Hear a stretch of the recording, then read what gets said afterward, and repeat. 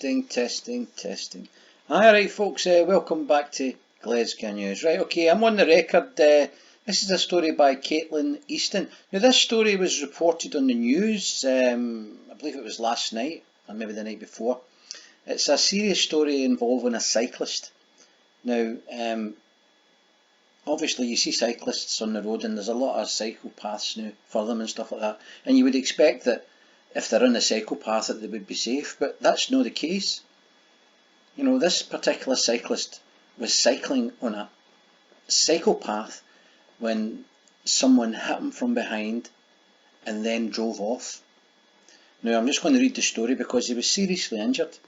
I think this is right out of order, and we should be hopefully finding the complete bastard that left him lying there. Right, anyway, so Scots cyclist in spinal brace after hit and run driver left him for dead at the side of the road. That's just what I said. Dad of two, Mark Richards, was using the cycle lane when he was struck by a dark coloured Vauxhall Insignia. The active dad of two was left bleeding at the side of the road. There he's lying there. As the careless driver sped off from the scene, a passer-by spotted Mark and waited with him until emergency services arrived. Look at the state of him. Now, that just looks like pretty bad grazing there, but there's more serious injuries, right? Now you can see he's kitted out, he's wearing a helmet, he's a cyclist. You know, he's not just some person out on the road for 5 minutes who's no careful about what he's doing. He's picked that road and that run in particular because he feels it's probably a bit safer. Anyway, so it says here, the 50-year-old was rushed to the Queen Elizabeth University Hospital with serious injuries. Medics found the NHS worker, and that's what he is an NHS worker, had suffered 3 spinal fractures and severe road rash from the collision. Mark, who works as a clinical director of nursing at Carstairs State Hospital, and that's where the driver of the Insignia hopefully is going to end up, now faces 3 months in a spinal brace and a very long journey to recovery. And there he's there. He's lucky to be alive. Goodness sake, that's the spinal brace there. His leg, his back.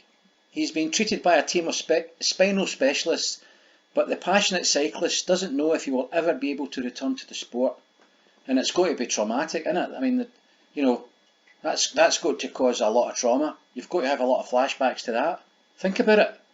Speaking from his hospital bed, Mark told the Record, "I want to thank everyone who helped me on the day and the police who are working hard to find the driver.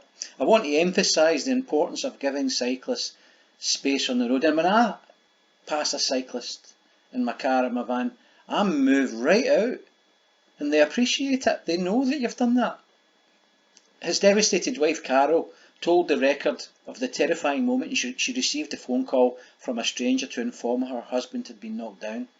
She said, "I found out almost immediately after it happened. One of the passers-by had used Mark's phone to ring me. I was relieved that he hadn't been killed." Imagine. The roads are just so dangerous with some of these idiots, you know. There's so many cars. That's why there's cycle lanes, you know. And that's what makes it worse, because he was hit in a cycle lane. He gave me directions and I just jumped straight into the car. When I got there, he was in a lot of pain. As soon as I arrived, I asked where is the driver? Of course, that's the man with his family there, Mark with his family. Of course, the driver was nowhere to be seen. When they told me the driver didn't stop, I couldn't believe it. That's his wife speaking. She goes on to say, what if there hadn't been a passer-by? What if this was a country road? Would they have just left him lying there? That's a important point, isn't it? You know, say it hadn't been a very busy road where there wasn't any other passer-bys, other cyclists or anything else. Would they just have drove away and left the guy in a ditch?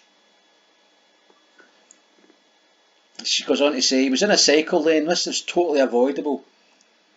He's had a previous accident and he always thought this route was safest. So there you go. He specifically picked this route because of traffic issues and because of the cycle lane.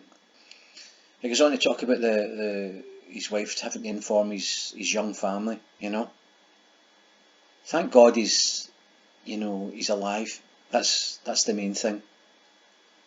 So the couple are desperate for the police to find the driver, but hope Mark's situation will serve as an appeal to motorists to drive with caution around cyclists, and I would emphasise that as well.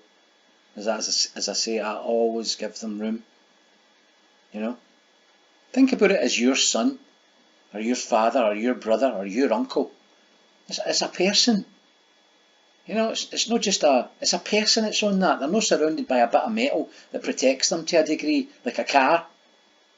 She goes on to say, making a special appeal to the driver, Carol said, whatever reason you had that day to make that terrible decision, the only thing you can do now is to come forward and speak to the police. Now, what reasons could he have? So, one, he was on the phone, right? Swerved right into the cycle lane and hit Mark. Two, he's drunk, right? Swerved into the cycle lane, hit Mark and drove on. Three, and this one's stretching it a bit, he doesn't have any insurance, but I mean, surely to God, it wouldn't matter if you get a fine, for not having any insurance. 4, he doesn't have a driving licence, same again. You're just going to get a ban. You've got to stop for somebody's life, haven't you? So what is it out of them? Has he had a ban before? Hopefully they'll find him. There's the man there, Mark. Now you can see he's part of a race of some sort. So he's a professional, but maybe not a professional, right, because he works in NHS, but he's an amateur cyclist, right? He's maybe not as fast as me on a bike.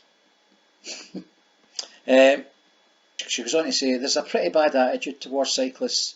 Whatever your opinion on them, that person is important to someone. Give them room. That's right. That's what I've just explained to you. People need to remember every cyclist is a father, a son, a daughter, a niece, a mother. Maybe not a granny. But you get the point, don't you? There needs to be a revolution in the way we're thinking about cyclists. Just take a minute. I know that sometimes they go to the front, you're sitting at the traffic lights and suddenly a cyclist will appear, and you might be in a hurry, but what difference does it make if you're a minute late? What are you going to do? Hit the guy? Hit the girl? They've got to come to the front. And generally they move on and get out of your way. So just calm down.